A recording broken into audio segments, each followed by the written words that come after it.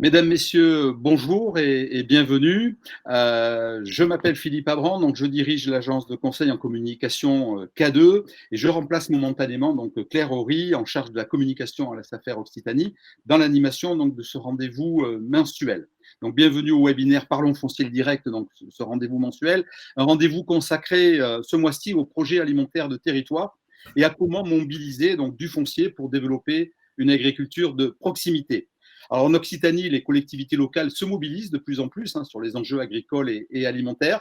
Les projets alimentaires de territoire, PAT, prévus dans la loi d'avenir de 2014 pour l'agriculture, l'alimentation et la forêt, se développent au sein des territoires, urbains comme ruraux d'ailleurs, en mettant en œuvre des dynamiques associant les populations et les acteurs locaux. Alors avec nos deux intervenants du jour, nous allons tenter d'apporter un éclairage sur les enjeux et les objectifs de ces démarches alimentaires de territoire, sur leurs conditions de réussite, en s'attardant plus particulièrement donc, sur les problématiques foncières, souvent omniprésentes donc, au sein de ces projets. Alors sans plus attendre, j'ai le plaisir d'accueillir nos invités du jour, Alain Toméo et Gilles Lefrançois. Alain Toméo, bonjour. Vous êtes depuis 2020 donc maire de Saint-Quentin-la-Tour en Ariège et président donc de la communauté de communes du pays de Mirepoix, pardon. Ravi de vous accueillir. Gilles Lefrançois, bonjour. Bonjour. Vous êtes chargé d'études et d'animation foncière donc à la SAFER Occitanie. Ravi de vous accueillir également. Alors je vous rappelle donc vous pourrez tout au long de ce webinaire poser vos questions dans le chat, donc la fenêtre à droite de votre écran. Et si vous le voulez bien, à la fin du webinaire, nous vous proposons donc une enquête de satisfaction pour s'inscrire toujours dans une démarche d'amélioration. Alain Toméo, donc je me tourne vers vous. Donc je rappelle, président de la communauté de communes du pays de Mirepoix.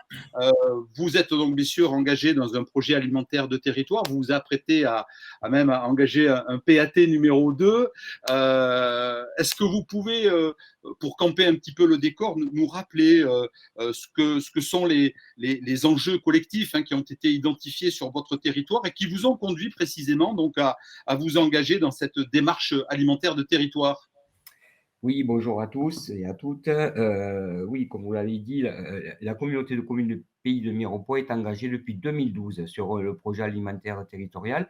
Elle avait été labellisée donc, il y a maintenant 10 ans sur le premier projet alimentaire territorial et nous avons reçu une nouvelle labellisation en 2021, vous les deux, comme vous l'avez dit. Alors, les enjeux, tout ça, ça part d'un diagnostic partagé qui avait été fait en 2012 et avec les socioprofessionnels, c'est-à-dire les agriculteurs de notre territoire, la Chambre d'agriculture, la SAFER et tous les autres partenaires. Et nous avons pu identifier 7 enjeux aujourd'hui qui se caractérisent par des plans d'action, le renforcement de la production vivrière, l'aide à la commercialisation et la communication des producteurs locaux, la sensibilisation aux produits de qualité, la transmission reprise, on travaille aussi là avec la SAFER. Bien sûr, on parle d'environnement, de biodiversité et des actions sur la transformation et l'amélioration de la chaîne alimentaire. Et enfin, un axe plus social sur l'accessibilité alimentaire.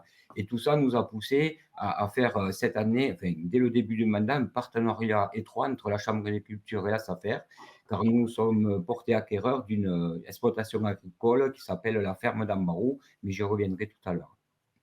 Et précisément, donc, vous êtes d'accord pour dire qu'un projet alimentaire de territoire, c'est d'abord un projet de territoire tout court qui doit s'inscrire dans une vision transversale du territoire? Ah, tout à fait, parce que nous, notre projet de territoire, c'est l'axe premier de notre projet de territoire. L'axe le 1, c'est un territoire en transition et on a voulu mettre l'accent politique très fort sur la souveraineté alimentaire, l'autonomie alimentaire et c'est un objectif majeur de notre mandat et de notre projet de territoire. Donc le PAT est décliné au sein de ce projet de territoire et donc fait partie de la volonté politique et la feuille de route de la communauté de communes. Alors, est-ce que vous pouvez nous dire un mot de comment vous avez pensé l'organisation opérationnelle de ce projet agricole pour vous permettre d'atteindre vos objectifs? Alors, sur le projet Ambarou, vous voulez dire Oui, exactement, oui. Voilà. Alors, sur le projet Ambarou, alors, comme je vous dis, on a eu l'opportunité d'avoir cette exploitation qui était à la vente, donc un travail étroit avec la SAFER qui assure le portage des terres, et on a élargi bien sûr le partenariat avec la Chambre d'agriculture. Donc, comme ça se fait traditionnellement, un comité de pilotage, un comité technique qui suit tout ce projet. Et bien entendu, pour le faire vivre, nous avons recruté une chargée de mission qui est l'animatrice de ce projet, quoi. Et alors, concrètement, donc, puisqu'il s'agit de développer une agriculture de proximité, donc vous parlez du projet en barreau, vous pouvez nous en dire un mot plus précisément, Alors, notamment les objectifs qu'il s'agit d'atteindre? bien sûr. Alors, comme je vous disais, ça part d'un diagnostic. Donc, déjà, c'était l'objectif premier, c'est de répondre aux difficultés d'installation des jeunes agriculteurs qui sont hors cadre familial et qui ont des difficultés à trouver des terres. Ensuite, on souhaite maintenir la population agricole sur notre bassin. Permettre aussi la mise en situation professionnalisante des jeunes diplômés effective à leur installation.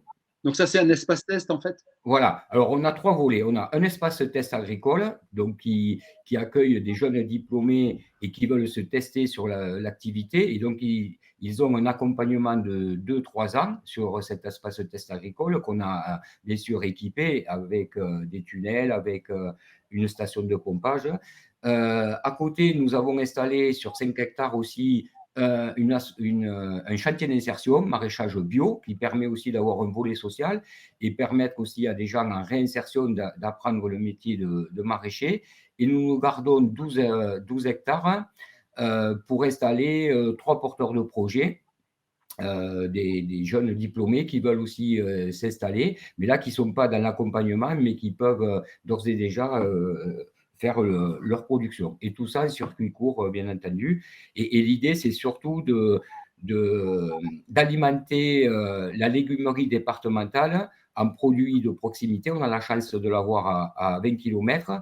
La production maraîchère bio se fait en demi-gros pour alimenter et pour ne pas rentrer en concurrence des maraîchers qui sont déjà installés sur le territoire.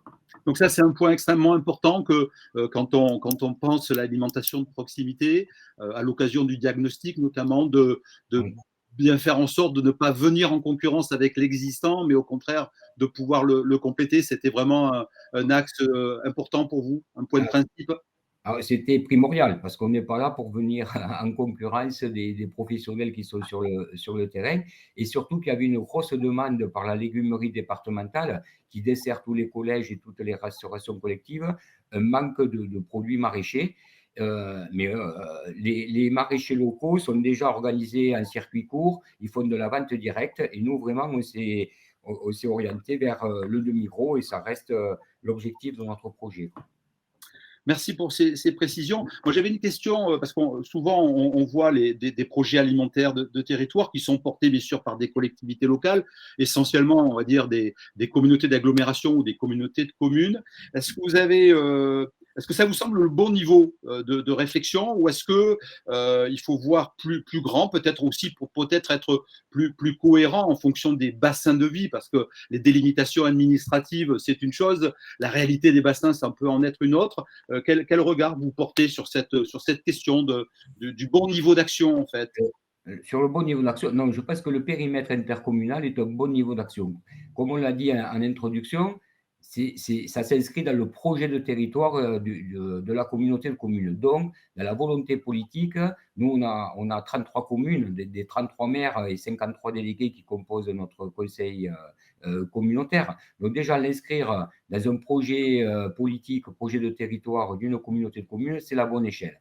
Après, on le défend aussi en disant que, parce qu'on a eu, pourquoi vous inscrivez dans cette action-là? On a quand même les communautés de communes, on a une compétence obligatoire qui est la première, qui est le développement économique. Et en territoire rural comme le nôtre, l'économie agricole représente un pan important de notre économie locale. Donc, légitimement, on peut aussi, les communautés de communes, s'emparer de cette compétence, enfin, de ce projet. Et pour autant, si je ne me trompe pas, ça ne vous empêche pas de réfléchir à l'échelle départementale Tout à fait. en travaillant avec d'autres communautés de communes pour vraiment avoir une approche plus complète de la zone de chalandise départementale? Tout à fait. Alors, j'ai aussi une autre casquette, je suis président du PETR en Ariège, et donc on porte un projet PETR, qui veut dire quoi précisément pôle d'équilibre des territoires ruraux. Merci. Qui est l'instance de contractualisation entre les politiques régionales, départementales et de l'État. On signe le CRTE, le CTO, etc. Et on porte aussi le projet alimentaire territorial, alors, avec 8 communautés de communes avec qui on a fait un diagnostic partagé, on mène des actions.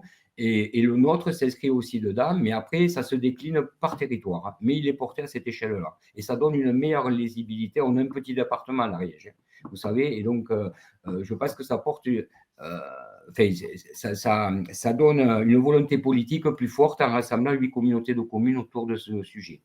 Oui, le souhait des pouvoirs publics, d'ailleurs, on peut le rappeler, c'était d'avoir à minima un PAT par département. Tout à fait. On est dans cette logique-là d'approche. Oui. Merci Alain Toméo donc, pour ce premier éclairage. Gilles Lefrançois, chargé d'études et d'animation foncière à la SAFER Occitanie, se lancer dans un projet alimentaire de territoire, c'est d'abord un diagnostic précis et objectif de la situation, comme l'a rappelé Alain Toméo. Oui, absolument. Oui, les projets alimentaires ont pour objectif de relocaliser l'agriculture et l'alimentation en soutenant l'installation d'agriculteurs, les circuits courts ou les produits locaux dans les cantines. Alors, le diagnostic doit permettre de dessiner le paysage alimentaire du territoire. Il doit apporter des informations sur les besoins alimentaires de la population en termes de quantité, de qualité, mais aussi d'accessibilité. Alors, je pense au prix par rapport au pouvoir d'achat de la population ou la distance entre le lieu de consommation et la commercialisation. Ensuite, il doit apporter des informations sur la ressource alimentaire, celle produite localement et celle provenant des autres territoires. Le diagnostic est l'outil d'aide à la décision qui doit permettre de définir la stratégie et les actions à mettre en place pour rechercher la meilleure adéquation entre la capacité de production du territoire et les besoins alimentaires de sa population. Et ce diagnostic, donc bien sûr, d'être le plus précis, le plus complet possible, et surtout, il doit être partagé, en fait. C'est vraiment un des éléments clés de la démarche que de se mettre d'accord avec toutes les parties prenantes sur la réalité de la situation. Oui, donc dans les diagnostics auxquels on a participé, nous, on voit bien que les élus, les porteurs de PAT font très attention à inviter le plus largement possible les acteurs du territoire pour constituer ce diagnostic partagé, absolument. Merci pour ce premier témoignage. Alain Toméo, je reviens vers vous, donc président de la commune du pays de Mirepoix. On parlait de diagnostic partagé, associant donc l'ensemble des parties prenantes, un projet alimentaire de territoire. Donc c'est une démarche qui est nécessairement transversale. Ah, mais oui. Il faut qu'il porte une vision transversale. Il y a 3 enjeux. Bon, alors pour le faire schématiquement, on s'appuie sur les 3 piliers du développement durable, que sont l'environnement, le social et l'économie. Et de fait, il faut qu'on porte, les élus, une vision transversale, comme je vous disais. Et le projet de l'agro-site d'Ambaro reflète vraiment cette transversalité, certes sur une activité agricole, maraîchère bio, bien entendu, mais vraiment, on cherche à avoir une large vision. Je reviens, on a évoqué donc l'importance du diagnostic. Est-ce que vous pouvez nous dire un mot de ce que vous considérez comme étant les ingrédients incontournables de la réussite de cette démarche? Est-ce que c'est une problématique aussi de gouvernance, de mode de décision, d'animation? Vous l'aviez évoqué en préambule. Alors, parler de gouvernance, c'est indispensable. Alors déjà, il faut que ça parte d'une volonté politique des élus de la communauté de communes. Sans volonté politique, bien entendu, on ne peut pas mener ce genre d'action et que les élus voient le bien fondé de s'inscrire dans cette action-là. Ensuite, on a parlé du diagnostic partagé, je ne veux pas y revenir, mais après, c'est de mettre en place une gouvernance aussi partagée. Ce que nous avons souhaité, c'est que, par exemple, sur l'espace test agricole, nous avons créé une association où elle est présidée par un vice-président de la Chambre d'agriculture, mais le conseil d'administration est formé de tous les partenaires, Adour-Garonne, Bio Ariège, Garonne, enfin, tous les partenaires qui travaillent avec nous autour de ce projet. Donc, ce n'est pas que les élus et la communauté de communes, mais c'est vraiment la même idée que le diagnostic partagé, donner la parole et proposer une gouvernance partagée aussi. Et je pense que ça fait partie une des clés de réussite de ce projet, d'avoir cette gouvernance partagée. Un mot peut-être aussi sur l'importance de l'animation, parce que bon, c'est un travail qui est quand même conséquent sur l'aspect diagnostic, et puis ensuite sur la nécessité de faire partager, de le construire et de le faire partager à toutes les parties prenantes.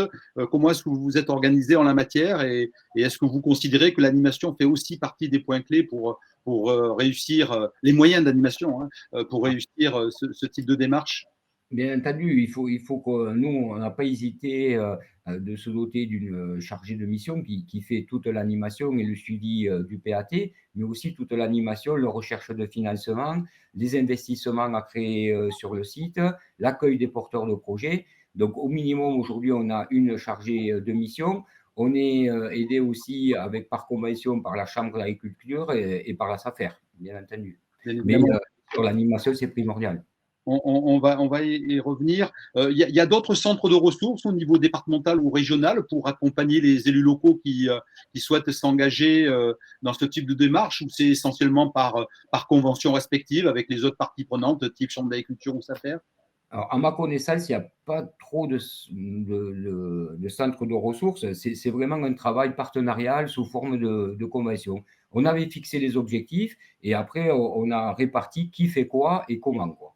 Voilà. Dernier point, là, vous venez de citer le mot objectif. Dans les ingrédients de la réussite, ça vous paraît essentiel de pouvoir, préalablement à l'engagement du travail sur les moyens nécessaires pour y parvenir, d'avoir des objectifs parfaitement identifiés et bien clairs? Oui, alors c'est la feuille de route, hein, les Ouais. objectifs. Et derrière, bon, comme tout projet, avec des évaluations à faire, notamment le nombre de testeurs que nous allons accueillir, le nombre de porteurs de projets. Mais une fois qu'on est d'accord sur ces objectifs-là, la feuille de route est tracée et c'est à l'équipe d'animation de le faire vivre, de la Ouais. faire vivre. Et justement, dans ce processus de co-construction, vous avez été amené à rencontrer des difficultés avec certaines parties prenantes, où les choses finalement se sont construites assez sereinement à partir du moment où tout le monde était associé et que tout était partagé, y compris dans la gouvernance?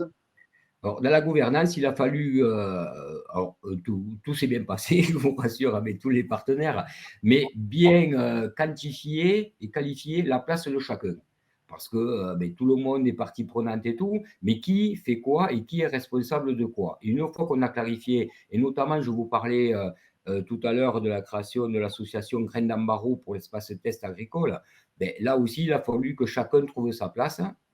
Donc, au début, ça flottait un peu. Bon, c'est vrai que ce projet est innovant et on peut pas s'appuyer sur un projet déjà existant de ce type-là à côté de chez nous ou même, je pense, sur la région Occitanie. Enfin, je suis pas. Peut-être qu'il y a d'autres projets, je le souhaite.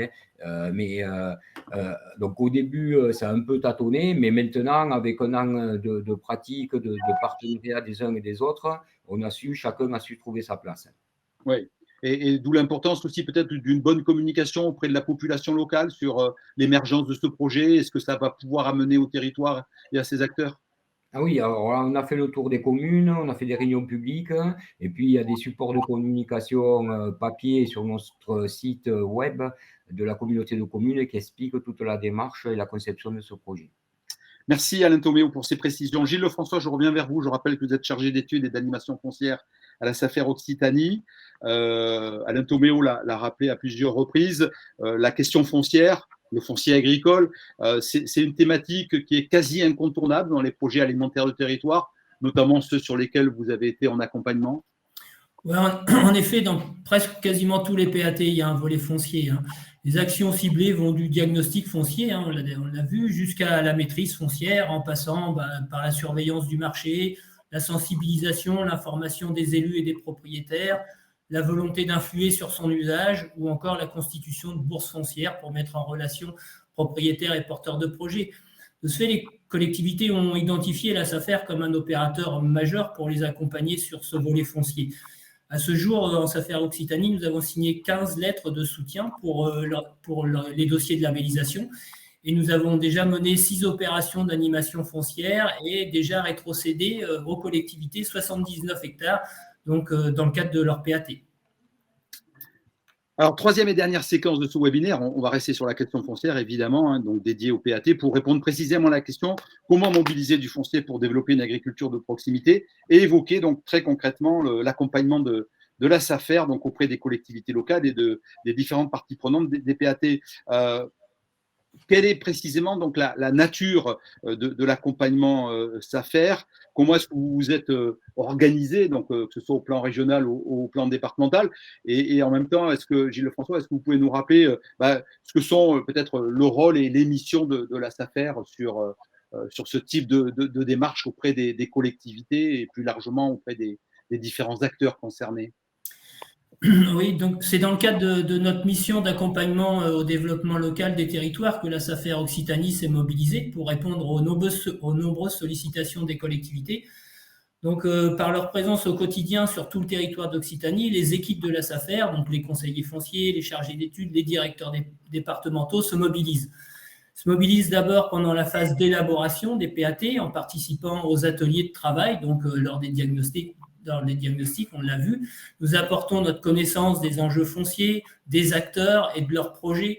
Ensuite, durant la phase préopérationnelle, afin de définir la stratégie foncière adaptée, nous pouvons réaliser un diagnostic multifonctionnel des espaces agricoles et naturels qui vise à spatialiser et hiérarchiser les enjeux sur un territoire.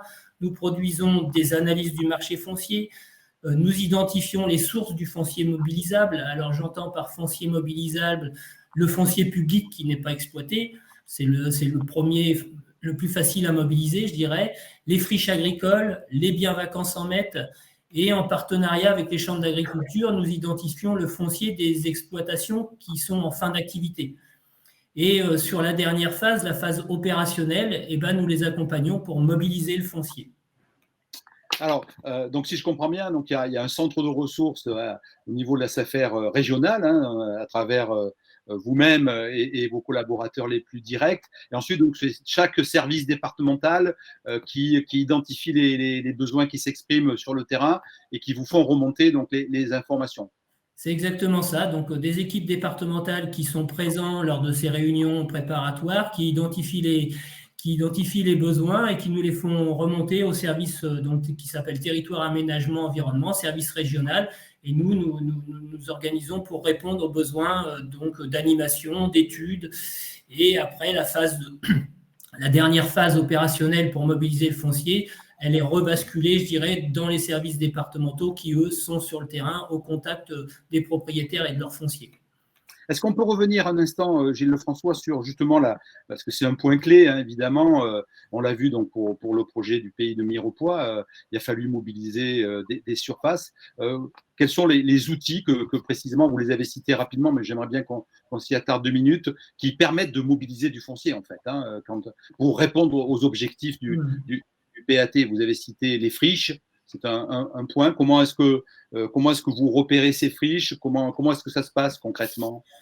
Oui, en fait, en effet, on a plusieurs outils qu'on peut mettre en œuvre pour les collectivités dans le cadre de leur PAT, et c'est des outils qu'on met en œuvre dans le cadre de conventions avec la collectivité, comme celle de M. Toméo.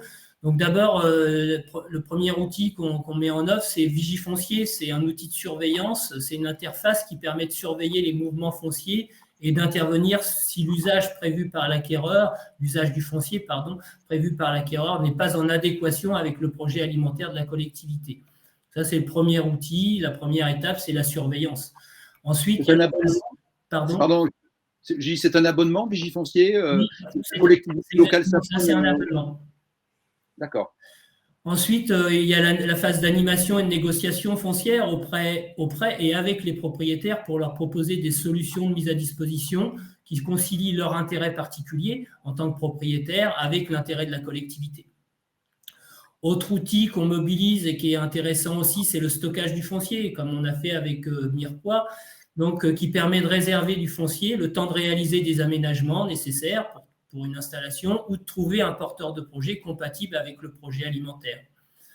Vous parliez des friches, donc il y a l'application Vigifriche, c'est une application mobile qui permet de géolocaliser et de qualifier les friches pour ensuite contacter leurs propriétaires afin de leur proposer des solutions de mise à disposition ou de vente. Toujours système d'abonnement là aussi? Non, alors Vigifriche, c'est une mise à disposition de l'application gratuitement. Il faut juste faire partie de la communauté régionale des friches agricoles d'Occitanie et de contribuer donc à cet inventaire, à la co-construction de l'inventaire régional des friches agricoles d'Occitanie. Tout à l'heure, là, vous évoquiez comme piste pour mobiliser du foncier, la mobilisation du foncier des biens vacants sans maître. Alors, il y a eu au mois de janvier un webinaire organisé par la SAFER Occitanie sur ce sujet-là. Vous pouvez retrouver d'ailleurs, vous pouvez le regarder en replay sur la chaîne YouTube de la SAFER Occitanie. Vous pouvez nous en dire un mot rapide. Alors, je sais que le sujet est parfois un peu complexe, mais peut-être un mot quand même, parce que c'est une piste intéressante aussi pour mobiliser du foncier dans le cadre d'un PAT. Oui, en effet, donc les biens vacants sans maître, il y en a quasiment sur toutes les communes, hein, plus ou moins, mais quasiment partout. Et donc, c'est une procédure qui permet à la commune d'intégrer dans son patrimoine les comptes de propriété pour lesquels les propriétaires sont décédés ou n'existent plus. Donc, c'est un moyen de mobiliser du foncier facilement. La procédure dure environ 1 an et puis à faible coût puisque le foncier n'est pas acheté. Voilà. Il y a juste les coûts d'identification des biens vacants sans maître, de repérage des biens vacants sans maître et les coûts d'intégration à prendre en charge. Donc, c'est vraiment une ressource foncière à mobiliser intéressante. Oui, et à l'occasion d'un projet alimentaire de territoire, c'est pertinent de regarder de ce côté-là aussi. Absolument. Parmi les outils, je continue. Donc, un outil aussi qui est intéressant, c'est le cahier des charges des SAFER qui permet d'obliger le candidat à respecter le projet pour lequel il a été retenu par le comité technique de la SAFER quand nous intervenons dans la transaction. Donc, dans le cadre d'un PAT, on peut imposer un cahier des charges plus contraignant pour obliger le candidat donc à prendre en compte, en tout cas, le projet alimentaire de la collectivité. Enfin, un mot avec l'association A+ Bio, nous avons développé une démarche qui s'appelle Friche Rebelle. Et l'objectif de cette démarche est de mobiliser des friches agricoles pour alimenter la restauration collective en produits bio et locaux, avec l'engagement de la collectivité de garantir un juste prix pour le producteur.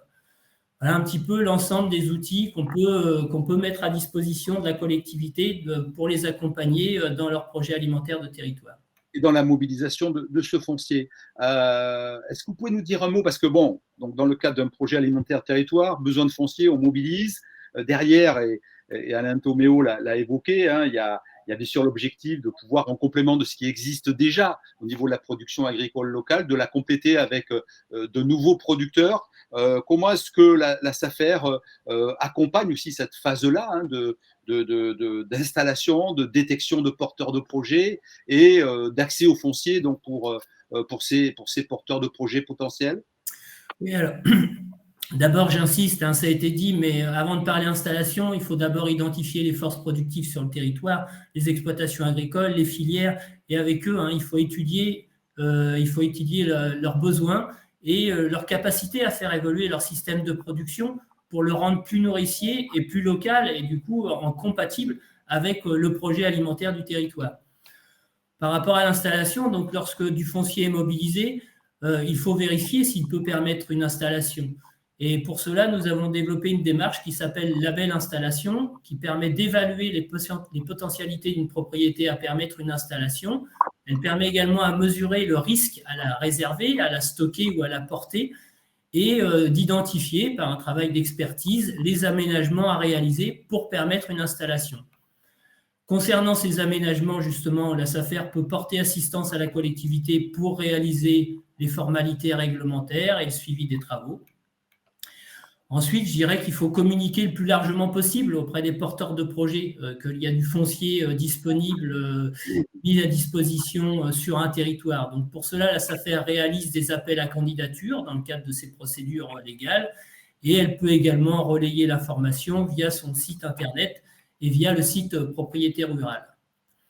Enfin, un mot sur la foncière, hein, parce que la foncière agricole d'Occitanie, parce que lorsque les investissements sont trop importants et que le plan de financement pour l'installation est difficile à boucler, la SAFER peut proposer aux candidats l'aide du dispositif de portage de la foncière agricole d'Occitanie. Il permet aux candidats à l'installation d'investir d'abord dans les outils de production et de différer l'acquisition du foncier lorsqu'il a atteint une capacité de financer de nouveaux emprunts. Donc, c'est vraiment un dispositif de portage, en fait, qui permet de différer l'investissement foncier. C'est ça, exactement. Et il est en place depuis l'année dernière, donc c'est tout récent.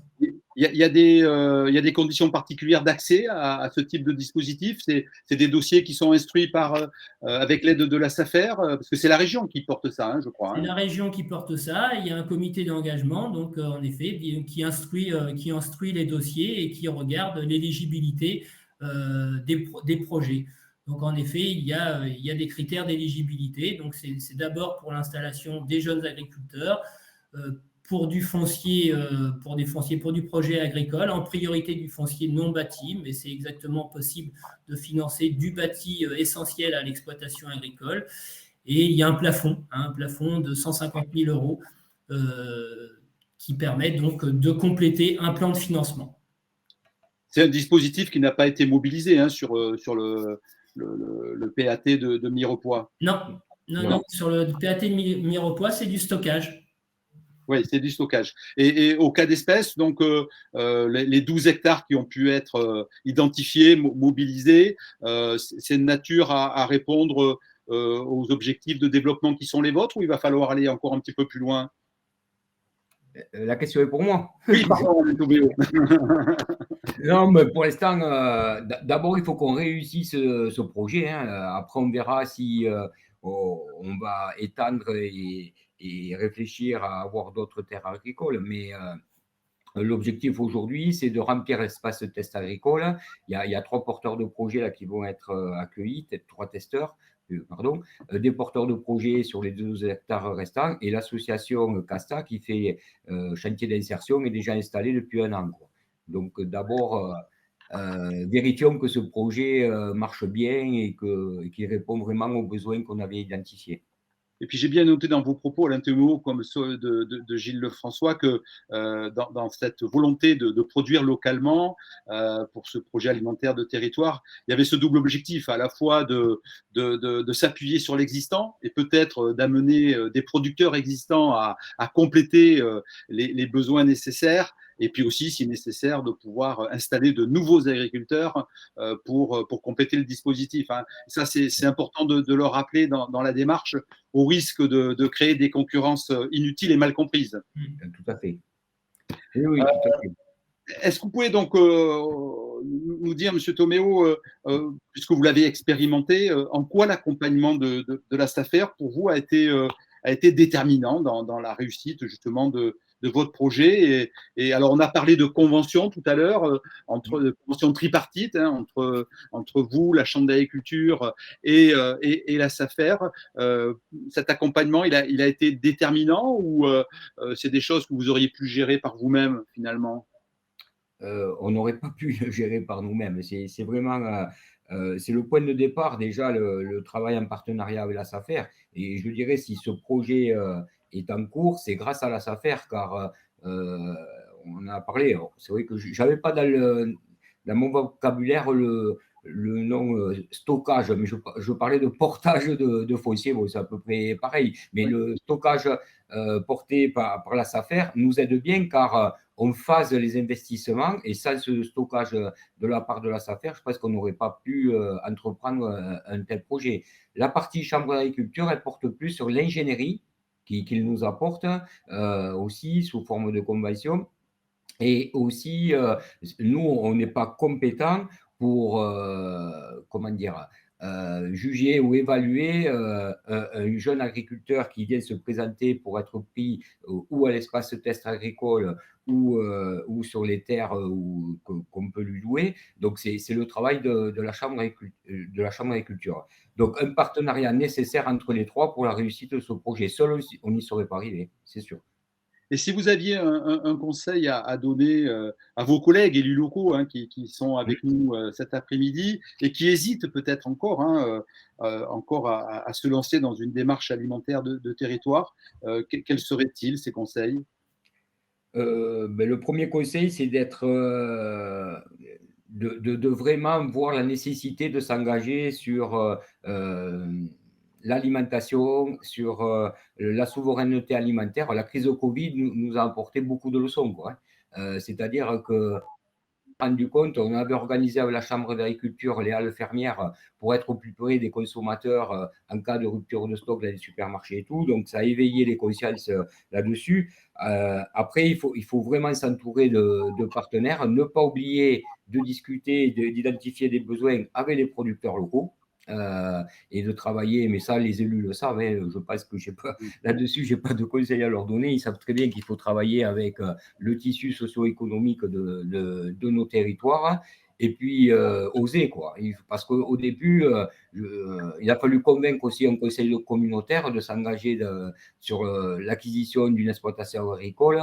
Alors, il y a des communes qui l'ont eu fait, mais sur notre département, c'est vrai que c'est le premier projet où une collectivité se lance sur l'acquisition de fonciers agricoles.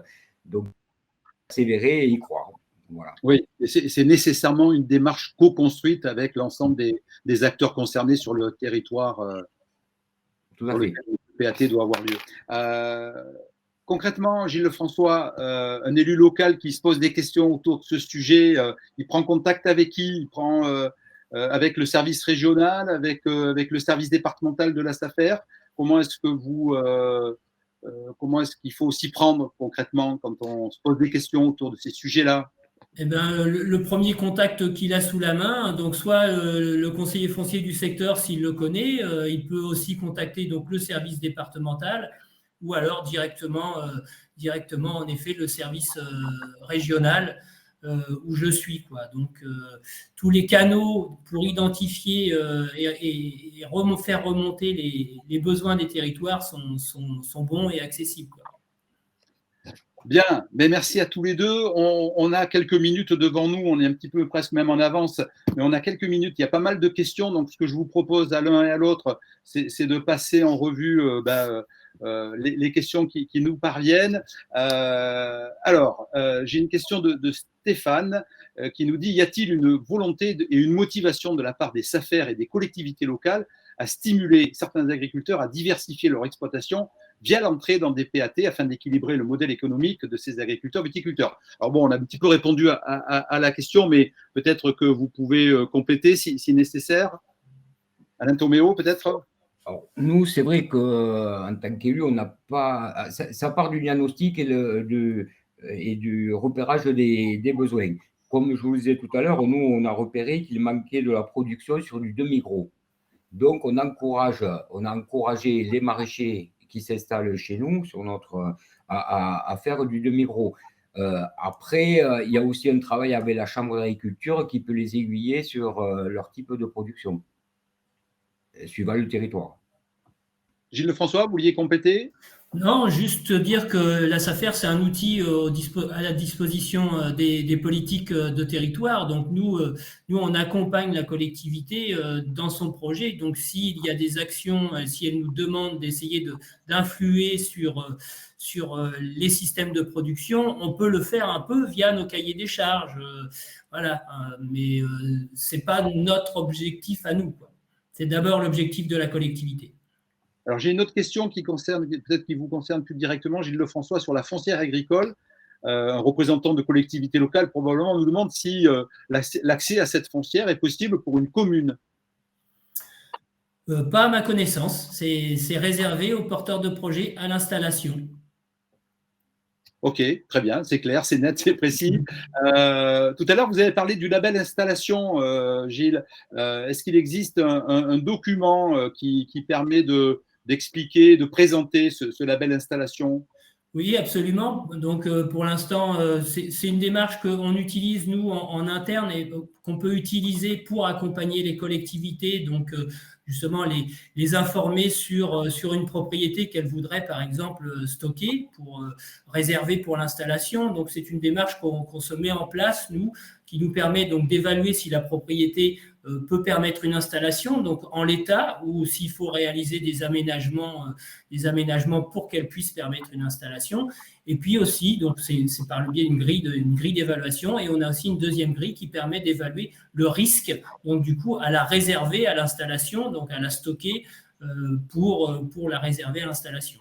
C'est une démarche d'accompagnement pour conseiller la collectivité dans l'opportunité de réserver une propriété pour l'installation. Gilles Toméo, une question pour vous. La communauté de communes est-elle toujours propriétaire du foncier? Quel type de bail est proposé aujourd'hui aux porteurs de projets? Oui, j'ai vu la question. Alors nous, on n'est pas encore propriétaire de tout le foncier, mais on souhaite le devenir, comme je vous le dis, et il y a un portage de la part de la SAFER. Et au fil de l'évolution du projet et des investissements qu'on fait, on se rendra acquéreur de ce foncier. Et là, il y a un travail, pour répondre à la question sur le type de bail. Alors, je n'ai pas les termes exacts et c'est assez technique, hein, mais il y a un travail étroit avec la SAFER et la Chambre d'agriculture pour faire des baux pour les gens qui vont s'installer sur les 12 hectares. Mais je ne suis pas assez technique sur le sujet. Là. Gilles Lefrançois, vous pouvez compléter peut-être? Oui, donc c'est du foncier qui est stocké par la SAFER, donc on mettra en place une convention d'occupation précaire, voilà, et donc avec un cahier des charges qui obligera donc le porteur de projet à mettre en production les besoins donc de la collectivité dans le cadre de son PAT. Alors, autre question, dans le cadre de son PAT, comment la candidature d'une communauté de communes pour acquérir un bien peut-elle être prioritaire si pression foncière sur le territoire? Sujet important, ça. Mais je vous laisse répondre, je compléterai.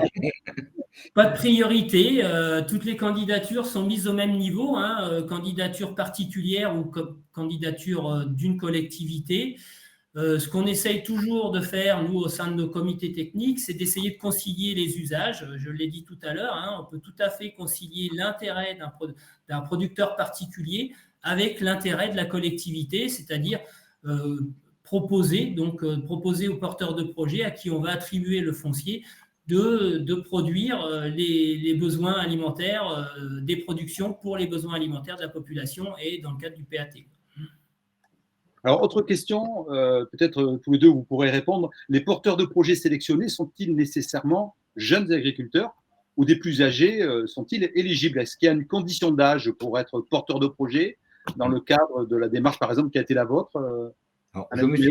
Oui, j'ai du mal à m'exprimer. Alors, quand je disais jeunes agriculteurs, en fait, il faut entendre jeunes diplômés qui sortaient. Mais par exemple, sur les terres qu'on mettra à disposition d'agriculteurs, qu'importe l'âge, c'est le projet et leur projet. Et s'ils répondent au cahier des charges, n'importe quel porteur de projet est le bienvenu, quel que soit son âge. Donc, pas de condition d'âge, si ce n'est donc de compétences. Donc, à travers le niveau de diplôme. À destination d'Alain Toméo, on nous demande si les 12 hectares de portage que vous avez cités tout à l'heure seraient donc uniquement pour installer des maraîchers en demi-gros, puisqu'il y avait à la fois la volonté de produire et de consommer local, mais aussi d'alimenter une plateforme départementale. C'est cette orientation-là que vous prenez? Oui, mais ça sera dans le cahier des charges. Vraiment, le site, l'agro-site d'Ambaro, la production ne se fera que sur du demi-gros. Hein. Et tout ça, je vous l'expliquais tout à l'heure, c'est vraiment ne pas rentrer en concurrence avec les maraîchers locaux de notre territoire ou même je vais plus largement sur le bassin de vie, ça dépasse aussi, on est proche de l'Aude et tout, mais il y a vraiment un besoin sur la plateforme départementale, ce demi-gros. Donc, on ne fera pas de vente directe, même s'il y a des gens qui s'arrêtent, ils pensent qu'on fait de la vente directe, mais on refuse de le faire. Alors justement, j'ai une question plus précise encore sur cette question-là. Est-ce qu'il serait possible d'avoir accès aux cahiers des charges qui sont proposés aux porteurs de projets pour s'inscrire dans cette démarche-là? C'est un document qui peut être rendu public? Tout à fait, oui. Non, mais après, j'invite la personne qui a posé la question, mais les autres personnes, de se rapprocher de la communauté de communes du pays de Mirepoix. Vous allez sur le site. Vous avez le contact de la chef de projet qui anime, et c'est avec grand plaisir qu'on vous communiquera le cahier des charges et tous les documents nécessaires, autant sur l'espace de test agricole que sur le cahier des charges pour accueillir des porteurs de projets. Voilà, vous avez le lien qui a été mis en ligne par Pierre pour accéder à toutes ces informations. Il est 14h14 et 41 secondes. Il me reste à vous remercier à tous les deux. Merci collaboration. Merci à tous de votre forte participation. Je rappelle qu'il y avait 280 participants et bon nombre donc, de représentants de collectivités locales. Vous pourrez retrouver dès demain donc, le replay de ce webinaire sur la chaîne YouTube de la SAFER Occitanie. Alors, restez en ligne quelques secondes encore, parce que dans une démarche d'amélioration continue, comme je vous le disais en introduction, si vous pouvez prendre 2 minutes pour répondre au questionnaire de satisfaction, nous vous en remercions infiniment. Pour le prochain Parlons Foncier de direct, je vous donne rendez-vous le 25 mai. Alors, à un horaire un peu différent, puisque nous démarrerons à 15h au lieu de démarrer à 13h15.